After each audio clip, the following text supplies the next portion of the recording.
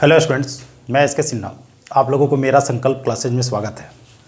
हम लोग अभी एसएससी प्रीवियस ईयर मैथ को कर रहे थे और इसमें हम लोगों का एवरेज चल रहा था। एवरेज में हम लोग क्रमागत संख्याओं पर आधारित प्रश्न को कर रहे थे। और देखिए यहाँ पर क्या कहता है कि 5 क्रमागत संख्याओं का औसत ए है। यदि अगली 3 संख्या को भी सम्मिलित कर दी जाए तो नया औसत क्या होगा। देखो बिल्कुल ही सिंपल लॉजिक है। ये 5 संख्या दे या 10 संख्या दे, उसके लिए तुम लोगों को चिंतित होने की जरूरत नहीं है। तुम लोग यहां पर मान लो कि ए तुम लोगों ने औसत को ले लिया। अब ये 5 संख्या हो, 6 संख्या हो, 10 संख्या हो, उसकी कोई जरूरत नहीं है। एक बात याद रखना कि बीच वाली संख्या ही हम लोगों का औसत होता है।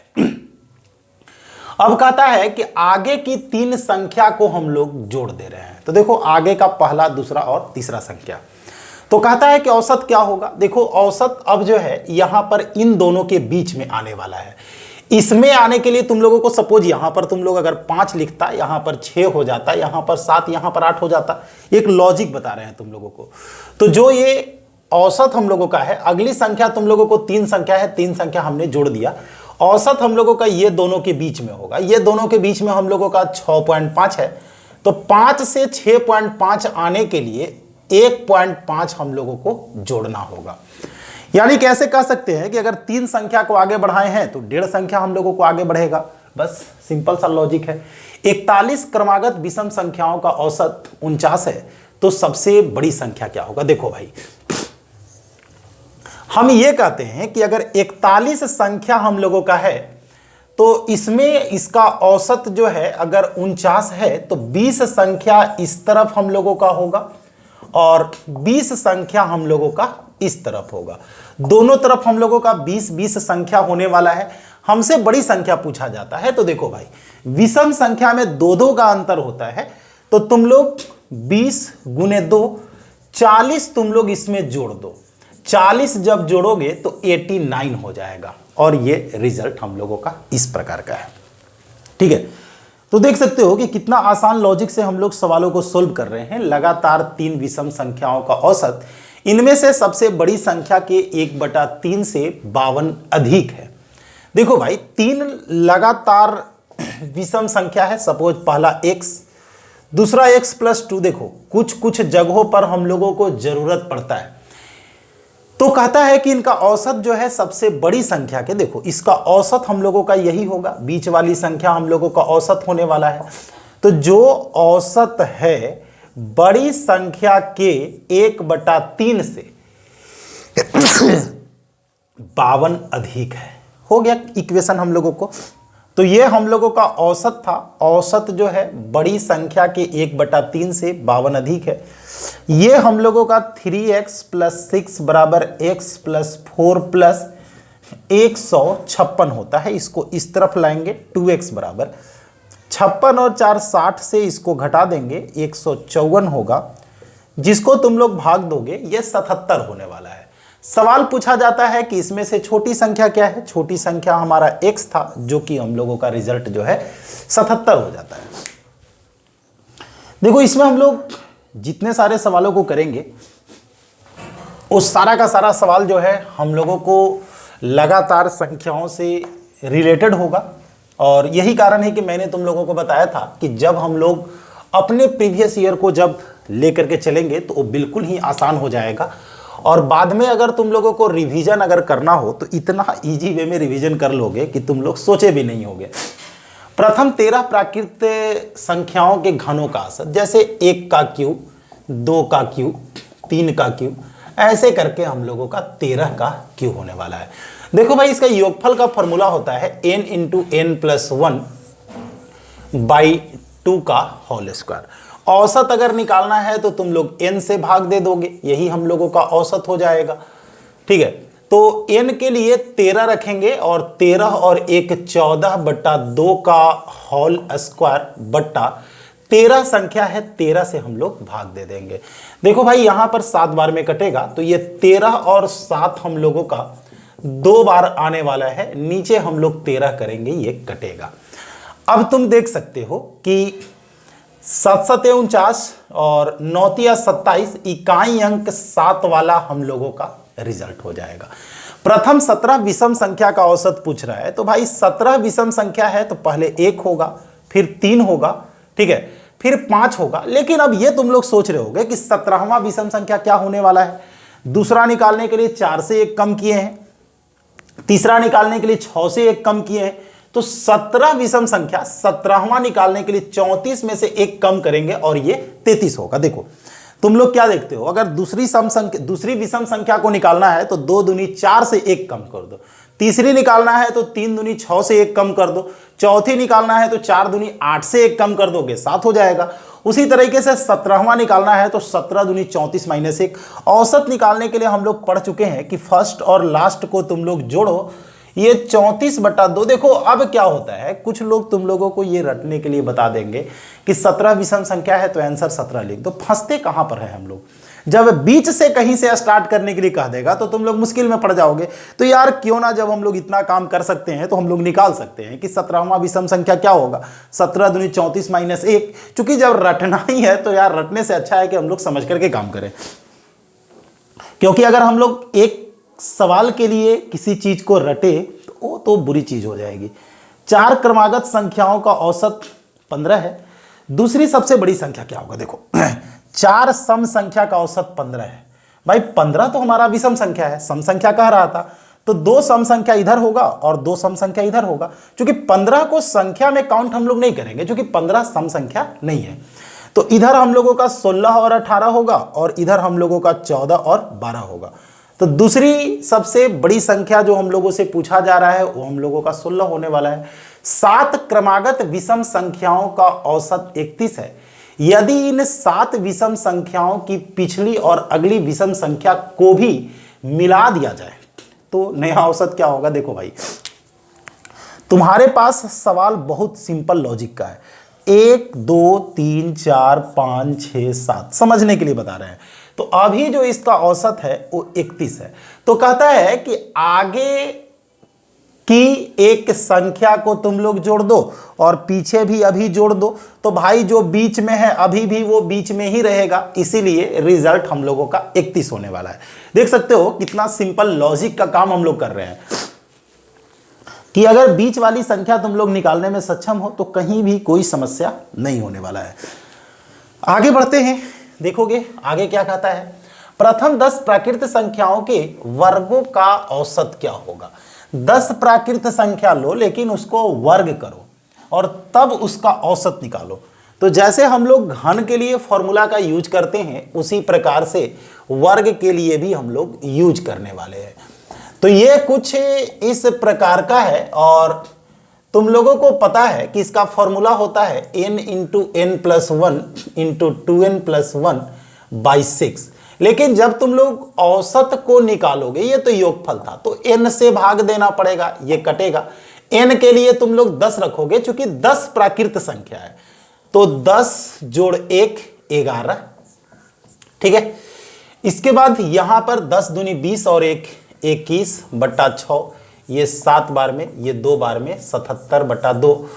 तो यहां पर 38 दूनी 76, 38.5 हम लोगों का रिजल्ट होगा। 7 क्रमागत विषम संख्याओं का औसत ये है, यदि इन 7 विषम संख्याओं की अगली 4 और पिछली 3 विषम संख्याओं को मिला दिया जाए। देखो भाई, हम यहां पर यह कह रहे हैं कि तुम्हारे पास 7 संख्या है लेकिन उसकी चिंता नहीं करना है। तुम्हारे पास 7 संख्या है लेकिन तुम इसको एक ही संख्या लो ना, उसके जगह पर तुम लोग किसको ले लो, औसत को। इससे आसान तुम लोग कभी नहीं सोचे होंगे। इनमें अगली 4 को तो 1 2 3 4, ठीक है, और पिछली 3 को 1 2 3 को मैंने जोड़ दिया। अब बताओ कि जो बीच वाली संख्या है ये दोनों हम लोगों का हो जाएगा। भाई विषम संख्या है, तुमको पता है कि अगर यहां पर हम लोग देखो भाई, यही बीच में हम लोगों का दोनों होने वाला है। तो अगर यहां पर हम लोग थोड़े समय के लिए कुछ भी लेकर के चलो, तुम्हें मैं समझाने के लिए बता रहा हूं, अगर यहां पर 3 रखेंगे तो ये 5 हम लोगों का होगा। ये दोनों को जोड़ करके 2 से हम लोगों को भाग देना है तो रिजल्ट 4 होगा। यानी कि 3 से बढ़कर के 4 होता है, यानी कि बंधु 1 हम लोगों का बढ़ जाएगा। देख रहे हो, अगर हम बात करें औसत की तो ये दोनों को जोड़ करके 2 से भाग देना होगा। यहां भी विषम संख्या, यहां भी विषम संख्या, तो बीच में तो सम संख्या होगा, यानी कि 1 हम लोगों का ज्यादा होगा। और ज्यादा दिक्कत होता है तो 3 अगर यहां पर है तो यहां पर 5 होगा, औसत हम लोगों का 4 होगा, 3 में 1 जोड़ना पड़ेगा, यानी कि औसत जो हम लोगों का होने वाला है ये a+1 होने वाला है। प्रथम 50 प्राकृत संख्याओं का औसत, भाई पहली संख्या 1 होगा और अंतिम संख्या 50 होगा। 1 से 50 तक लिखोगे तो इसको जब तुम लोग भाग दोगे तो 25.5 हम लोगों का रिजल्ट हो जाएगा। ठीक है, तो ये हम लोगों का लॉजिक है जिसमें आगे या पीछे संख्याओं को तुम लोगों को जोड़ने के लिए कहे तो तुम लोगों को उतनी सारी संख्याओं को लिखने की जरूरत नहीं है जितनी संख्याओं को ये दे रखा है। ठीक है, क्योंकि हम लोग एक संख्या भी अगर रखेंगे, 2 संख्या भी अगर रखेंगे तो भाई आगे और पीछे जोड़ने के बाद जो बीच में होगा उसी को लेके चलना होगा। यही कारण है कि हम लोग एक संख्या को ही लेकर के चलेंगे और उसी में जो है हम लोग आगे बढ़ाने के लिए कहे या पीछे घटाने के लिए कहे, दोनों बातें सेम है। तो कहता है कि 222 और 250 के बीच की सभी सम संख्या, भाई 222 के बाद 224, 226 कितना लिखोगे भाई, 248 यहां पर लास्ट में लिख लो। तो औसत निकालना है तो दोनों को तुम लोग जोड़ोगे, फर्स्ट और लास्ट को जोड़ करके 2 से भाग दोगे। 8 4 12, 4 2 6 और 1 7 और ये, यानी कि 236 हम लोगों का रिजल्ट होने वाला है। 42 नंबर में देखो 8 क्रमागत पूर्णांकों का औसत 23/2 है। ठीक है, प्रथम 3 पूर्णांकों का औसत क्या होगा, देखो भाई 8 संख्या है ना, तो एक पहले तो ये सोचो कि 23/2 को हम लोग क्या लिखेंगे, 11.5, ये पूर्णांक तो नहीं है। ठीक है, तो 11.5 के दाहिने तरफ 4 संख्या और बाएं तरफ 4 संख्या, पूर्णांक है तो 11 के बाद 12 होगा, 13 होगा, 14 होगा और 15 होगा। इस तरफ 11 होगा, 10 होगा, 9 होगा और 8 होगा। देखो 8 9 10 11 12 13 14, क्योंकि ये पूर्णांक हमारा नहीं है। पूर्णांक हमारा जो होता है जैसे 1 2 3 4 5 6 7 8 9 10, ये सब हमारा पूर्णांक होता है। तो ये हम लोगों का चूंकि 8 संख्या में ऐसे भी यार इनमें से कोई तो बीच में नहीं आने वाला है, ये दोनों को जोड़ करके ही बीच में आएगा। पूछा जाता है कि प्रथम 3 पूर्णांकों का औसत क्या होगा, भाई 3 गो का औसत निकालना है तो 9 हम लोगों का होगा। देख सकते हो कहीं भी कोई कैलकुलेशन नहीं। ठीक है, यहां पर तुम लोग बड़े बड़े सवालों को जो है चुटकी बजाने में जितना समय लगता है उतने समय में तुम लोग कर लोगे। 43 में देखोगे 6 क्रमागत सम संख्याओं का औसत 25 है, तो सबसे बड़ी और सबसे छोटी संख्या का अंतर क्या होगा। भाई देखो ये तुम लोगों को मैंने बताया था कि अगर 6 सम संख्या है, अंतर के लिए तो तुम लोग इसी का यूज कर लो। और ऐसे सिंपल सा लॉजिक होता है यार, अगर हम लोग 6 संख्या लेते हैं, ठीक है, कोई भी संख्या तुम लोग 6 को ले लो, 2 4 6 8 10 12 सम संख्या है तो ऐसे ही लोगे। तुम इसे भी घटा के करोगे तो इसको और इसको घटाओगे तो 10 तुम लोगों को आने वाला है। यही कारण है कि अगर 6 संख्या है तो हम लोग 1 कम करते हैं 5, अंतर 2 का है, 5 दूनी 10, यानी कि बड़ी और छोटी को घटाओगे तो हम लोगों का ये। तुम लोग कहोगे सर औसत का यूज करना, हमें नहीं लगता है कि उसको यूज करने से कोई लाभ भी होने वाला है। ठीक है, रिजल्ट हम लोगों को ऐसे ही मिलेगा। और नहीं तो तुम लोग देख सकते हो कि अंतिम माइनस प्रथम के लिए n-1 इंटू डी, 6 संख्या है, 1 घटाएंगे 5 और सम संख्या में 2 का अंतर होता है, 5 दूनी 10 हम लोगों का रिजल्ट होगा। ठीक है, अभी जो तुम लोग क्वेश्चन बनाया था यहां पर, जैसे प्रथम 3 संख्या का औसत पूछा था, यहां पर हमसे पूछ रहा है कि अंतिम 3 संख्या का औसत क्या होगा, तो कोई भी बड़ा इशू यहां पर नहीं बनता है। अब देखो क्या है, जैसे 6 पूर्णांक है जिसका औसत 15/2 है, तो हम पहले 15/2 को जो है 7.5, तो 1 2 3 4 5 6 संख्या है, 7.5 तो हम लोगों का बीच में होगा यहां पर। ठीक है, ना तो यहां होगा ना यहां होगा, तो यहां पर 7 के बाद 8 9 और 10 है। तो कहता है कि अंतिम 3 पूर्णांक का औसत क्या होगा। भाई लास्ट में 8 9 10, इसका औसत हम लोगों का 9 होने वाला है। 45 में कहता है कि प्रथम 39 सम संख्याओं का औसत क्या होगा। प्रथम 39 सम संख्या, तो पहली सम संख्या 2 होगा, उसके बाद 4 होगा, अंतिम में 39वां जो है 39 दूनी 78 होगा। देखो लास्ट में हम लोगों का कितना होने वाला है, 78 होने वाला है। अब ये दोनों को हम लोग जोड़ेंगे, 78 और 2 को जोड़ेंगे और 2 से भाग देंगे, रिजल्ट हम लोगों का 40 आ जाएगा। तो देखो पहला सम संख्या 2 है, दूसरा निकालने के लिए 2 दूनी 4, तीसरा निकालने के लिए 3 दूनी 6, चौथा निकालने के लिए 4 दूनी 8। उसी प्रकार से अगर हम लोग 39वां को निकाले हैं तो 2 से गुना कर दिए हैं। अब बारी आता है क्वेश्चन नंबर 46 में। 113 से 159 तक सभी विषम संख्या, देखो से और तक, यानी कि स्टार्टिंग 113 से है और लास्ट 159 से, तक कह रहा है, बीच में नहीं। यानी कि 113 और 159 को जोड़ेंगे, 2 से भाग देंगे, 9 3 12, 5 1 6 और 1 7, 1 और 1 2 बटा 2, यानी कि 136 हम लोगों का रिजल्ट होने वाला है। एक अंकों और 2 अंकों वाली सभी, देखो 1 अंक वाला और 2 अंक वाला सभी प्राकृत संख्या, तो 1 2 3 से शुरू होगा और 2 अंकों की सबसे बड़ी संख्या हम लोगों का 99 है। तो भाई 1 और 99 को तुम लोग जोड़ करके 2 से भाग दे दो, रिजल्ट 50 आ जाएगा। देखो 1 अंक और 2 अंक की संख्या की बात यहां पर हो रही थी, तो 1 अंक की जो प्राकृत संख्या है वो 1 से शुरू होता है, ठीक है। 2 अंक की जो बड़ी संख्या होती है वो क्या होता है, तुम कहोगे 2 अंकों की जो बड़ी संख्या होती है 99 होती है। दोनों को हम लोग जोड़ेंगे और जोड़ने के बाद जो है, ठीक है, चलो देखते हैं आगे कहानी क्या है। 3 के प्रथम 5 विषम गुणजों का औसत, देखो भाई 3 के गुणज होना चाहिए लेकिन विषम केवल, तो 3 6 नहीं लिखोगे 9, क्योंकि 6 सम संख्या है। 12 नहीं लिख करके 15, 18 नहीं लिख करके 21 और 24 नहीं लिख करके 27। तो भाई औसत बीच वाली संख्या होगा, 15 हम लोगों का हो जाएगा। और नहीं तो तुम इसको जोड़ो और भाग दे दो। अब देखो ये हम लोगों का क्वेश्चन यहाँ पर जो है कितना भी किया जाए छूट जाता है। ये 51 नंबर जो क्वेश्चन तुम लोग देख रहे हो, देखो होगा क्या, थोड़ा सा तुम लोग जब बुक में देखोगे तो हो सकता है कुछ क्वेश्चन का नंबरिंग जो है केवल आगे पीछे रहे। तो 49 नंबर में हम लोग इसको करते हैं और ये जो क्वेश्चन नंबर जो तुम लोग 51 देख रहे हो इसको हम लोग लास्ट में कर लेंगे, ठीक है, बेहतर होगा। 100 धनात्मक संख्याओं का औसत क्या होगा, तो 1 2 लास्ट में 100 है, तो इसको और 100 को जोड़ करके 2 से भाग दे दो, 50.5 हो जाएगा। अब हम लोग आ जाते हैं क्वेश्चन नंबर 50 में। देखो 51 नंबर में नहीं आएगा हम लोगों का, ठीक है। प्रथम 10 संख्याओं के वर्गों का औसत क्या होगा, अभी हम लोग बनाए थे इसको, ठीक है। तो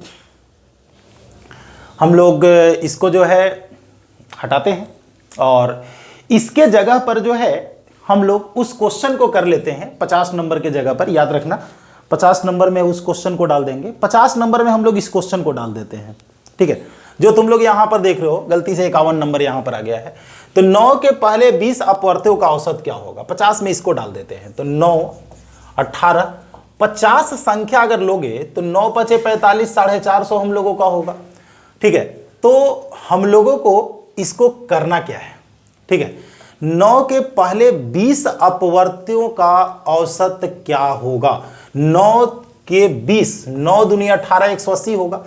तो 9 और 180 को हम लोग जोड़ करके 2 से भाग दे देंगे, जो कि तुम लोगों का 94.5 होने वाला है, जो कि तुम लोगों का 4th ऑप्शन है। याद रखना ये 50 नंबर का जो क्वेश्चन हम लोगों का है 49 के बाद हमने 50 में कर दिया, ठीक है।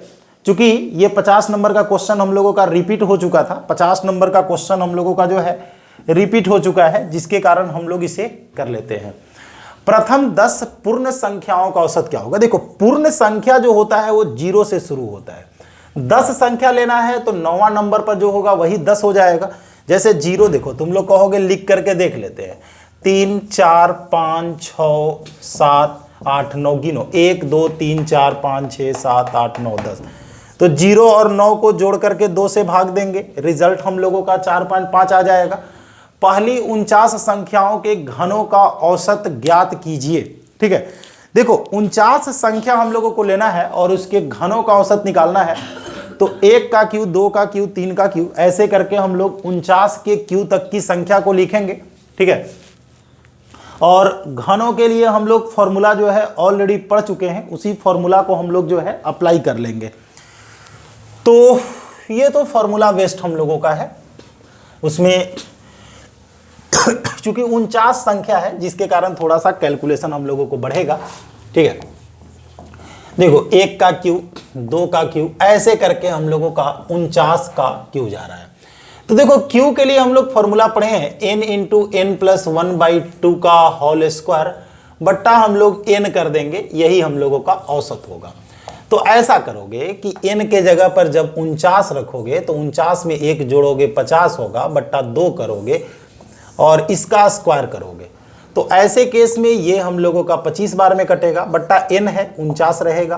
तो 49 गुने 25 और 49 गुने 25 बट्टा हम लोग 49 कर देते हैं, ये कटेगा और 49 में 625 से हम लोग गुना कर देंगे।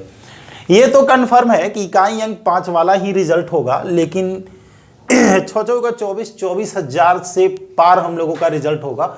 और 24,000 से पार अगर देखा जाए तो ये दोनों में से हम लोगों का कोई एक होने वाला है। अब चलो हम लोग अगर इसमें चलते हैं तो ऐसा करते हैं कि 50 से हम लोग इसको गुना कर देते हैं। 50 25, 5 दूनी 10 और 2 12, 5 छक 30 और 1 31 और इसमें से 625 को हम लोग घटा देते हैं, यहाँ पर 5, ठीक है। और ये हम लोगों का सचमुच कुछ तो गड़बड़ है।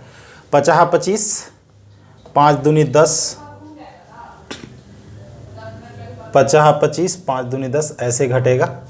ये तो तुम लोगों को केवल घटाना है। तो यहाँ पर हम लोगों का 5 आएगा, यहाँ पर 2 आएगा और यहाँ पर 12 से 6 को घटाएंगे 6 आएगा और इस तरीके से जो रिजल्ट होगा वही हम लोगों का 30625 आने वाला है। चलिए इसके बाद हम लोग आ जाते हैं क्वेश्चन नंबर 53 में। देखो एक बेनिफिट हम लोगों का है, जब हम लोग एक कॉन्सेप्ट के क्वेश्चन को एक जगह पर कर देते हैं तो उससे क्या होता है कि तुम लोगों का माइंड में जो है केवल एक बात चलता है, जिससे वो कंप्लीट तुम्हारा कवर हो जाता है। इसके बाद तुम लोग किसी भी बुक से अगर बनाना शुरू करोगे कहीं भी कोई प्रॉब्लम नहीं होगा। और कहीं का भी अगर डाउट हो, जैसे मान लेते हैं कि जैसे ही तुम लोगों को मिला कि क्रमागत संख्या से संबंधित क्वेश्चन है, डायरेक्ट जो है तुम लोग यहाँ पर पीडीएफ में देखोगे क्रमागत संख्या से रिलेटेड क्वेश्चन को और यहाँ से तुम लोगों को वो मिल जाएगा। 6 क्रमागत संख्याएं अवरोही क्रम में घटते क्रम में व्यवस्थित की गई है। प्रथम 5 संख्याओं का औसत 30 है, अंतिम 5 संख्याओं का औसत 25 है। तो प्रथम और अंतिम संख्या का अंतर कितना होगा? देखो भाई यहाँ पर कुछ बातें अलग है, हालांकि इसे हम लोगों को जो है यहाँ पर नहीं रखना चाहिए था, फिर भी चलिए अगर हम लोग रख दिए हैं तो इसे हम लोग बना लेते हैं। ऐसे भी हम लोग बहुत सारे क्वेश्चन को बना लिए हैं। तो ऐसे इसका लॉजिक अगर देखा जाए तो बहुत आसान होता है, लेकिन पहले लॉजिक बताने से पहले जो है हम तुम लोगों को पूरे बात को समझा देते हैं। देखिए 6 संख्या है, अगर 5 संख्या हम लोग लेते हैं तो a plus B plus C plus D plus E बटा 5 इसका औसत निकल गया। अगर अंतिम में 5 संख्या को हम लोग लेते हैं तो b plus C plus D plus E plus F, ये दोनों को घटा करके हम लोगों का जो है तो पहली जो दे रहा है कि प्रथम 5 संख्याओं का औसत 30 है और अंतिम 5 संख्याओं का औसत जो है 25 है। तो देखो पहले तो इसका औसत जो हम लोगों का दिया गया है वो 30 दिया गया है, यानी कि a plus B plus C plus D plus E बराबर 150 और अंतिम वाला 5 संख्या लोगे तो b plus C plus D plus E plus F, इसका औसत 25 दिया हुआ है। तो 25 पाँचे 125 कर दो, हमें तो नहीं लगता है कुछ करने की ज़रूरत है। औसत तुम लोगों का 25 दिया हुआ है, 5 संख्या दिया हुआ है तो 125 कर देंगे। अगर इसे घटा दिया जाए तो कुछ जो है इस प्रकार से हम लोगों का रिजल्ट आता है और a माइनस एफ बराबर 150 में से इसको घटाएंगे और ये हम लोगों का 25 हो जाता है। देखो बच्चा जब इसे समझ गया है तो उसे पता है कि 5 संख्या था, 3 पाँचे 15 150 और 25 पाँचे 125, 150 में से 125 को घटा देंगे। तो जब तुम लोग समझ जाओगे तो डायरेक्ट जो है 30 में 5 से तुम लोग गुना करोगे और उसके बाद जो है 25 में 5 से गुना करोगे, दोनों को तुम लोग घटा दोगे। 3 क्रमागत विषम संख्याओं का औसत प्रथम संख्या के 1/3 से 12 अधिक है, तो इन तीनों संख्या में सबसे बड़ी संख्या क्या होगा। देखो हमें ऐसा लगता है कि ये क्वेश्चन हम लोग जो है बनाए थे, लेकिन हमें लगता है कि वहां पर जो है ये छोटी संख्या हम लोगों से पूछा था। ठीक है, तो कोशिश करते हैं, पहले देख लेते हैं। ठीक है, अगर मान लेते हैं कि हम लोगों को वही क्वेश्चन अगर रहता है तो हम लोग इसे छोड़ देंगे और इसके जगह पर जो है किसी दूसरे क्वेश्चन को हम लोग कर देंगे, ज़्यादा बेहतर होगा। तो आते हैं यहाँ पर, शायद 31 से हम लोग शुरू किए थे, हाँ यहीं पर होगा। चलो चलो यार 52 है, जब डाटा ही चेंज है तो हम लोग इसे बना देंगे। ठीक है, अगर देखो डाटा भी चेंज होगा तो भी हम लोग उसे नहीं छोड़ने वाले हैं, लेकिन मुझे ऐसा लगा कि क्वेश्चन कुछ वैसा ही मिलता जुलता है तो क्यों ना हम लोग उसे करके ही निकल जाए छोड़ दे। लेकिन चलो डाटा चेंज है तो वही क्वेश्चन, लेकिन डाटा केवल चेंज है, तो डाटा चेंज है फिर भी हम लोग इसे कर लेंगे। तो 3 संख्या है, पहली संख्या x, दूसरी संख्या x+2 और तीसरी संख्या x+4। तो कहता है कि इनका जो औसत है, औसत बीच वाली संख्या होता है, यानी कि x+2 बड़ी संख्या के 1/3 से प्रथम संख्या के 1/3 से 12 अधिक है। प्रथम संख्या हमारा x होने वाला है, 1/3 से 12 अधिक है। तो तुम लोग यहां पर 3x + 6 = x + 36 करने वाले हो, और 2x = 30 अगर करोगे तो x = 15 होगा। x = 15 बड़ी संख्या कह रहा है, 15 और 4 तुम लोग जोड़ोगे, रिजल्ट हम लोगों का 19 हो जाएगा। 55 नंबर में आ जाओ। ठीक है, ABCDEFG क्रमागत सम संख्या है और JKLMN क्रमागत विषम संख्या है। सभी संख्याओं का औसत ज्ञात करें। देखो भाई तुम लोगों को यहां पर करना क्या है, कैसे यहां पर हम लोग चलेंगे ये तुम लोग जान जाओ। जैसे हमारे पास जो दिया गया है ये क्रमागत सम संख्या है। कौन कौन? A B C D E F और G, 3 3 6 1 7। औसत यहाँ पर D होने वाला है, और उसके बाद जो है J K L M N, ठीक है, इसका औसत हम लोगों का L होने वाला है। याद रखना, ये हम लोगों का विषम संख्या कह रहा था और ये हम लोगों का सम संख्या कह रहा था। अब सवाल उठता है कि इन सभी का औसत क्या होने वाला है। देखो यहां पर 1 2 3 4 5 6 7 7 संख्या है 7D, और यहां पर 5 संख्या है 5L, सबको हमने जोड़ दिया, और इसके बाद हमारे पास टोटल 12 संख्या होता है, हम लोग 12 कर दिए। लेकिन अब ये डिपेंड करता है कि हमारा जो आंसर है वो किस रूप में है। जिस रूप में होगा उस रूप को हम लोग यहां पर देखेंगे। ठीक है, तो सबसे बड़ी चीज क्या है कि अगर हम लोग D को चाहेंगे तो A के रूप में लिख सकते हैं। अब देखो यहां पर प्रॉब्लम क्या आता है, सबसे बड़ी समस्या क्या है। अगर हम चाहें तो अगर हम लोग ऐसे चेक करेंगे, चूंकि 4 ऑप्शन जो दिया हुआ है, ये 4 ऑप्शन में से कोई एक ऑप्शन हम लोगों का होने वाला है। ठीक है, अब ये 4 ऑप्शन में से कोई एक ऑप्शन होगा, कौन सा ऑप्शन होगा, तो उसे समझने के लिए हम लोग एक ऐसा काम करते हैं जिससे समझना बिल्कुल आसान हो जाएगा। 1 3 5 7 9 11 और ये 13। ठीक है, और यहां पर हम लोग कोई भी ले लेते हैं, जैसे तुम लोग 2 4 6 8 10 कुछ भी ले लो। तो ये हम लोगों का सम संख्या है। चलो सम कर देते हैं, इसको विषम कर देते हैं। ठीक है, देखो चूंकि 4 ऑप्शन में से एक ऑप्शन को चुनना है, कुछ भी बहुत सारा रिजल्ट हो सकता है, A के रूप में भी हो सकता है, B के रूप में भी, C के रूप में भी, लेकिन जब तुम लोग इसे कर लोगे तो आसान हो जाएगा। तो ये सम संख्या था 2 4 6 8 10 12 और ये 14। विषम संख्या है 1 3 5 7 9। इजी जो है उसी को लिखो। तो देखो हम लोग अगर औसत निकालते हैं तो औसत यहाँ पर 8 है, यहाँ पर 3 है, तो 8 × 7 जोड़ 5 × 5, 5 संख्या था, बट्टा हम लोग 12 करेंगे।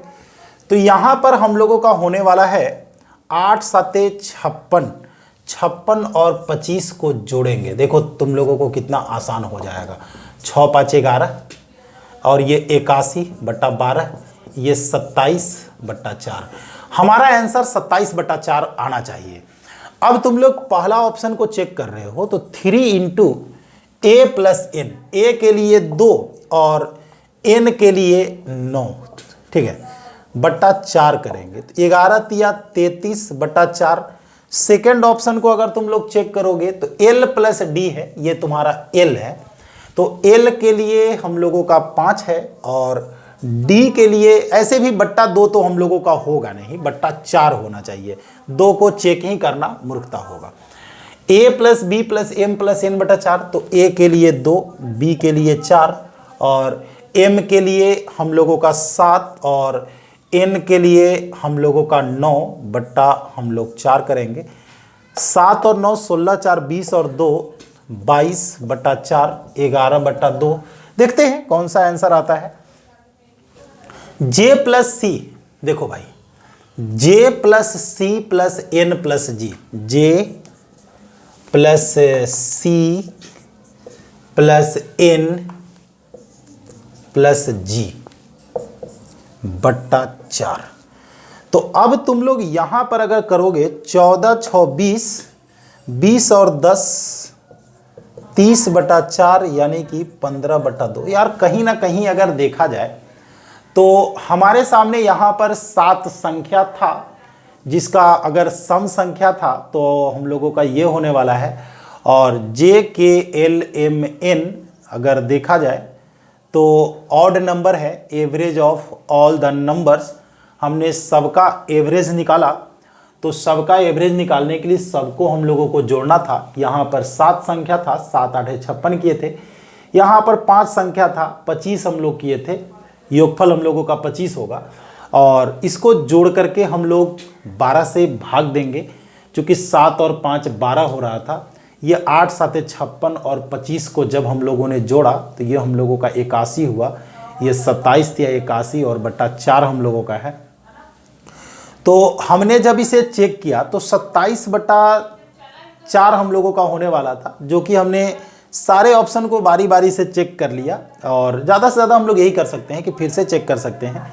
जे के लिए हम लोगों का 1 है और सी के लिए हम लोगों का 6 है, एन के लिए हम लोगों का 9 है, और उसके बाद जी के लिए हम लोगों का 14 है। 14 6 20 और 10 30, यार 27 तो हम लोगों को आया नहीं। तो ऐसा करते हैं कि इनमें से आप लोगों का नन होने वाला है। ऐसे हम फिर से इसे देख लेंगे क्वेश्चन में ऑप्शन क्या सुधार करके डाला जाए कि आप लोगों के लिए बेहतर होगा। तो कहीं ना कहीं जो है कुछ बातें यहाँ पर आप लोगों का छूटा है, ठीक है। चलो आगे बढ़ते हैं। कहता है कि 100 और 200 के बीच सभी संख्याओं का औसत क्या होगा। 100 और 200 के बीच, ठीक है, 100 और 200 के बीच सभी संख्या का औसत हम लोगों से पूछा जाता है। तो 100 और 200 के बीच में जितनी सारी संख्याएं हैं, सारी संख्या हम लोग ले लेंगे, ठीक है, और सम और विषम कुछ ऐसा नहीं बोला जा रहा है। तो सबसे पहला तो हम लोगों का 101 होगा और लास्ट में 199 होगा। दोनों को तुम लोग जोड़ लो, ठीक है, और जोड़ करके 2 से भाग दे दो, 150 हम लोगों का रिजल्ट हो जाएगा। 100 और 200 के बीच, ठीक है। देखो यहाँ पर 100 और 200 के बीच जो हम लोगों का बोल रहा है, अगर रियल में देखा जाए तो हम लोग जो है, अच्छा, जो 13 से विभाज्य है, गड़बड़ हो गया। तो 13 से कटने वाला 100 के बाद हम लोगों का होता है 13 7 91, 13 8 74 से 104, 13 9 17 से, और लास्ट में अगर हम लोग आते हैं तो 130 और 13 5 65, 195, 195 13 से हम लोगों का कट जाता है। तो ये 195 और 104 को जोड़ करके 2 से भाग दोगे, ये 9 और ये 2/2 हम लोग करेंगे, ये 49.5 हम लोगों का रिजल्ट हो जाएगा। देखो यहाँ पर हम लोगों को बोला था कि जो 13 से विभाज्य है उसी को कहता है लिखने के लिए, हम लोग इसे नहीं पढ़ रहे थे, ठीक है।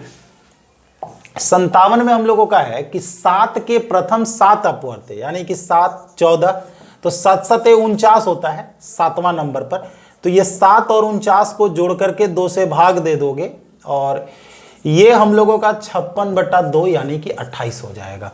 अभी जो तुम लोग देख रहे हो ये क्वेश्चन नंबर हमने जो 16 दे दिया है, तुम लोग देखे होगे 16 नंबर के क्वेश्चन में हम लोगों का रिपीटेशन हो गया था, तो ये क्वेश्चन तुम लोगों का वहीं पर चला जाएगा। ठीक है, ये क्वेश्चन जो है तुम लोगों का 16 नंबर और 24 नंबर में ही चला जाएगा। अगर हम वहां पर भी जाकर के तुम लोगों को दिखाते हैं तो वहां पर भी हम लोगों को 16 और 24 नंबर जो है बिल्कुल मिलने वाला है, इसमें कोई शक नहीं है। हम चाहेंगे तो यहां से भी कर सकते हैं। 7 लगातार आने वाले घन पूर्णांकों का औसत 26 है, तो इन पूर्णांकों में सबसे छोटा है। देखो 7 लगातार आने वाले घन पूर्णांकों का औसत अगर 26 है तो इन पूर्णांकों में सबसे छोटा कौन है। देखो यहां पर 16 नंबर और अभी जो हम लोग कर रहे थे वहां पर भी हम लोग नंबरिंग जो है 16 ही दे चुके हैं। 7 लगातार आने वाले घन पूर्णांकों का औसत 26 है, इन पूर्णांकों में सबसे छोटा है। देखो अगर हम लोग ऐसे अगर विचार करें तो इस क्वेश्चन को बनाने के लिए, चूंकि 7 लगातार जो संख्या है कौन कहां से शुरू होगा ये जानकारी हम लोगों का नहीं है, लेकिन अगर हम लोग यहां पर औसत हम लोगों को बोला जा रहा है कि 7 लगातार आने वाले घन पूर्णांकों का औसत जो है 26 है, तो इन पूर्णांकों में सबसे छोटा कौन है। तो हम लोग ऐसा करते हैं कि अगर हम लोग 21 का क्यूब, 22 का क्यूब, ठीक है, 23 का क्यूब, 24 का क्यूब, ऐसे करके 25 का क्यूब, ऐसे करके तुम लोग अगर चलोगे, औसत अगर 26 होना है तो जनरली 26 के क्यूब को तुम लोग बीच में अगर रख दो, ठीक है, तो 26 को बीच में रखेंगे, 27, 28, 29, इस तरफ तुम लोगों का 25, 24, 23 और ये 23। हालांकि ये जो घन पूर्णांक जो तुम लोग देख रहे हो ना, ये घन नहीं बल्कि धन पूर्णांक चाहिए था, ये घन के जगह पर धन कर दो तुम लोग। तो 26 हम लोगों का बीच में है, सबसे छोटा पूर्णांक हम लोगों का 23 होगा। ये घन जो तुम लोग देख रहे हो, घन के जगह पर तुम लोग धन कर दो, धनात्मक हो जाएगा हम लोगों का। ठीक है, घन के जगह पर हम लोग क्या कर देंगे, धन कर देंगे, रिजल्ट हम लोगों का क्लियर हो जाएगा। तो 23 हम लोगों का आंसर हो जाएगा, क्योंकि 26 हम लोगों का बीच में रहेगा। उसके बाद हम लोग आते हैं 24 नंबर में। देखो भाई, 1 को 1 बार रखना है, ठीक है, 2 को 2 बार, तो 2 को 2 बार करेंगे तो 2 का स्क्वायर हो जाएगा। 3 को अगर 3 बार करेंगे तो 3 3 आई 9 हो जाएगा। 4 को 4 बार करेंगे, 5 को 5 बार करेंगे, 6 को 6 बार करेंगे, 7 को 7 बार करेंगे। देख रहे हो, 7 को तुम 7 बार जोड़ोगे 49 होगा, जो कि 7 का स्क्वायर होगा। मैंने ऊपर सबको जोड़ दिया। नीचे तुम लोग देखो, इसमें एक टर्म है, 2 वाला 2 गो है। चूंकि जितनी संख्या है उतना हम लोग नीचे लिखते हैं, औसत का तरीका हम लोगों का यही होता है। अब तुम लोग सोचो कि इसका जो फॉर्मूला होता है स्क्वायर वाले का, n into N plus 1 into 2n plus 1/6 होता है, और लगातार संख्या के लिए n इंटू एन प्लस 1/2 होता है। ये यहां पर कटेगा, ये 3 बार में कटेगा, यानी कि 2n प्लस 1/3 हो जाएगा। n के जगह पर 7, 7 दूनी 14 प्लस 1/3, 15/3 तुम लोग करोगे, रिजल्ट तुम लोगों का 5 हो जाएगा। तो देखो, ये ऐसा सवाल था जिसमें स्क्वायर वाले को भी इन्वॉल्व किया गया है और लगातार वाले को भी इन्वॉल्व किया गया है। दोनों को जोड़ने के लिए हमने तुम लोगों को पहले बता दिया है कि स्क्वायर वाले को जोड़ने के लिए n into N plus 1 into 2n plus 1/6 होता है। लगातार संख्याओं के लिए हम लोगों का ये होता है। देखो हुआ क्या कि यहाँ पर देखने में हम लोगों को बहुत कुछ नजर आ रहा था, यही कारण है कि हमने इसे सिंपल सवाल में नहीं रखा, क्योंकि यहाँ पर हम लोगों को ये दोनों पैटर्न का यूज करना था। तो चलिए इसे हम लोग यहीं पर समाप्त करते हैं, और इस प्रकार हम लोगों का एपी से रिलेटेड और लगातार संख्याओं से रिलेटेड जो क्वेश्चन था वो हम लोगों का कंप्लीट हो चुका है। हमारा भरपूर प्रयास है कि एसएससी प्रीवियस ईयर में जितने सारे सवाल पूछे गए हैं सारे सवालों को कवर करें हम, ठीक है, और इसमें जो है सारे सवालों को कवर किया जा रहा है, चाहे वो किसी बुक में अवेलेबल हो अथवा नहीं हो। ये बहुत मुश्किल होता है सारे सवालों को एक जगह पर अरेंज करके लाना। हम इसे जो है टॉपिक वाइज इसलिए रख रहे हैं ताकि अगर तुम्हें कभी भी दिक्कत हो तो तुम डायरेक्ट जो है उस टॉपिक में जा करके उस क्वेश्चन को सर्च कर सको, उस टॉपिक को रिवीजन कर सको। हो सकता है किसी बच्चा के दिमाग में आया कि भाई समानांतर श्रेणी यानी कि एपी से रिलेटेड सवाल को हम भूल रहे हैं, तो डायरेक्ट यहाँ पर आकर के देखेगा। तो होता क्या है कि जब टॉपिक वाइज हम लोग अरेंज कर देंगे तो तुम लोगों को जो ये मुश्किल है वो बिल्कुल ही समाप्त हो जाएगा। तो चलिए इसे हम लोग यहीं पर समाप्त करते हैं, मिलते हैं हम लोग नेक्स्ट क्लास में, बाय।